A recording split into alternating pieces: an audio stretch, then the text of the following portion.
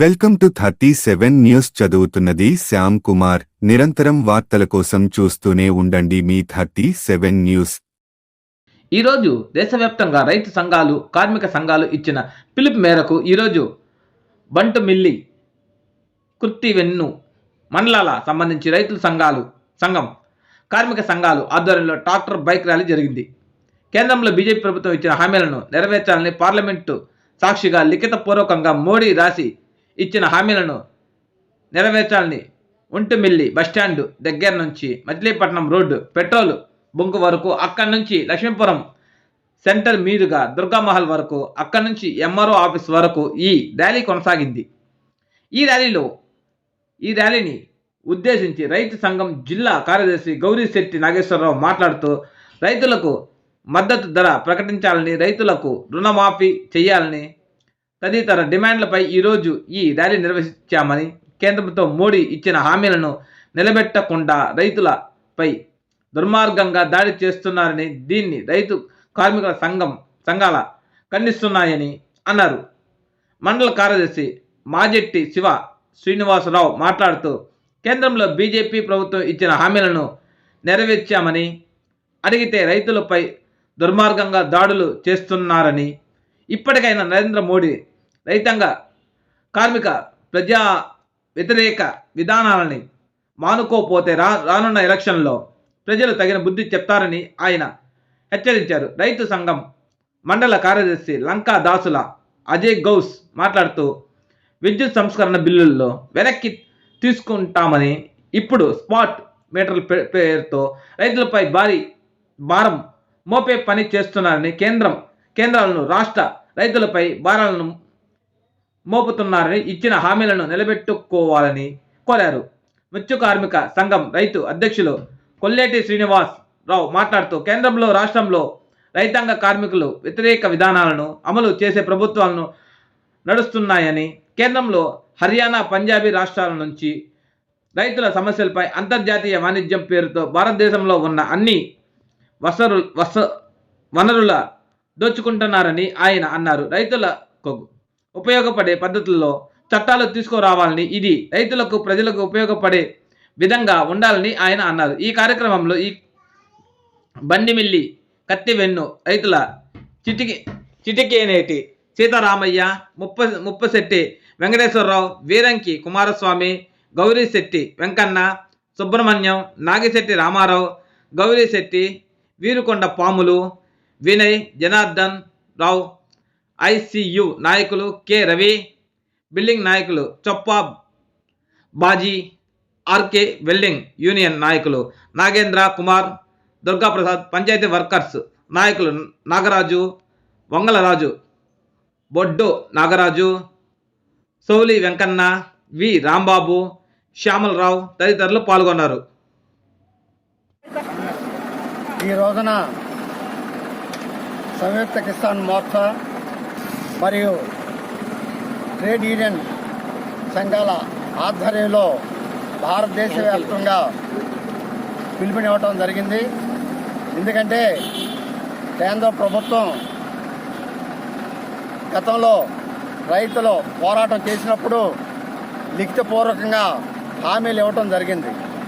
ఆ హామీలు అమలుపరచనందువలన రైతులు కూడా ఈ రోజున ఢిల్లీ పరిసర ప్రాంతాల్లో కూడా కేంద్ర ప్రభుత్వం ఇచ్చిన హామీలు అమలు చేయాలని పోరాటం చేస్తున్నారు.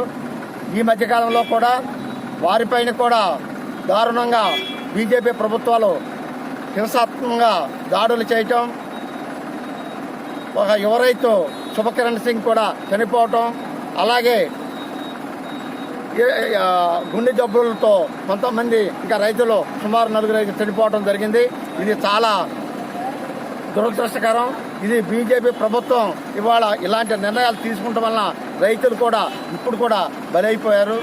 అలాగే కేంద్ర ప్రభుత్వం కూడా ఇచ్చిన హామీలు రైతులకి ఏదైతే లిఖితపూర్వకంగా ఇచ్చిందో అవన్నీ హామీలు అమలు చేయాలని, అదే ఇవాళ రైతులు పండించిన పంటకు గిట్టుబాటు ధర చట్టం చేసి దాన్ని కేంద్ర రాష్ట్ర ప్రభుత్వాలు అమలుపరచాలని, అలాగే రైతులకి ఒక్కసారి మొత్తం కౌలు రైతులకు కూడా ఒక్కసారి రుణమాఫీ చేయాలనేది, అలాగే ఇవాళ విద్యుత్ సంస్కరణ బిల్లులు తీసుకురావడం జరిగింది, దాన్ని ఉపసంహరించుకోవాలని, అలాగే స్మార్ట్ మీటర్లు కూడా ఉపసంహరించుకోవాలనేది కూడా డిమాండ్లో ఉంది. అలాగే ఈ రోజున కేంద్ర ప్రభుత్వం కూడా WTO వరల్డ్ ట్రేడ్ ఆర్గనైజేషన్ ఒత్తిడికి లోనే ఇవాళ వ్యవసాయ రంగం మీద అనేక ప్రమాదకరమైనటువంటి విధానాలు తీసుకురావటం జరుగుతుంది.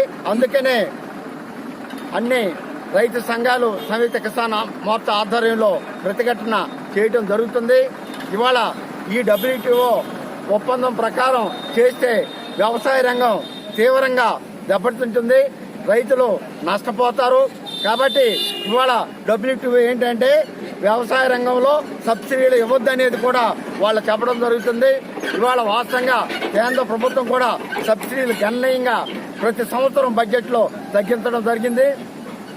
ఈ సంవత్సరం బడ్జెట్లో కూడా దాదాపు 60,000 కోట్ల రూపాయలు బడ్జెట్లో ఈ యొక్క ఎరువుల సబ్సిడీ తగ్గించడం వల్ల మళ్ళా ఎరువుల ధరలు పెరుగుతాయి. కాబట్టి కేంద్ర ప్రభుత్వం కూడా ఇవాళ వ్యవసాయ రంగాన్ని కూడా ఆలరాయటం జరుగుతుంది. గతంలో ఉన్నటువంటి 44 చట్టాలని 4 కోట్లుగా తీసుకురావటం అది దుర్మార్గం. అలాగే కార్మిక కూడా వాళ్ళకి ఇవాళ సంఘం కూడా పెట్టుకుని వాళ్ళ సమస్యల మీద పోరాడే పరిస్థితి కూడా లేకుండా జరుగుతుంది. ఇది కూడా ఖండించవలసిన విషయం. అందుకనే ఢిల్లీలో పోరాటం చేస్తున్నటువంటి రైతులకు ఆంధ్రప్రదేశ్ రైతు సంఘం కృష్ణా జిల్లా తరఫున, అలాగే బొడ్డుమిల్లి కుర్తివెండి మండలాల తరఫున కూడా రైతులు సంఘీభావం తెలియజేస్తూ కేంద్ర ప్రభుత్వం తీసుకున్న ఈ WTO ఒప్పందాన్ని రద్దు చేయాలని, అలాగే రైతాంగ సమస్యలు పరిష్కారం చేయాలని ఈ రోజున ఈ యొక్క ట్రాక్టర్ ర్యాలీ, బైక్ ర్యాలీ చేయడం జరుగుతుంది. కాబట్టి మద్దతు ఇచ్చిన ఇవాళ ట్రాక్టర్లుగా వచ్చిన బైకులుగా వచ్చిన రైతులకి కార్మికులకి అందరికి కూడా కార్మిక సంఘం తరఫున రైతు సంఘాల తరఫున కూడా ధన్యవాదాలు తెలియజేస్తున్నాం.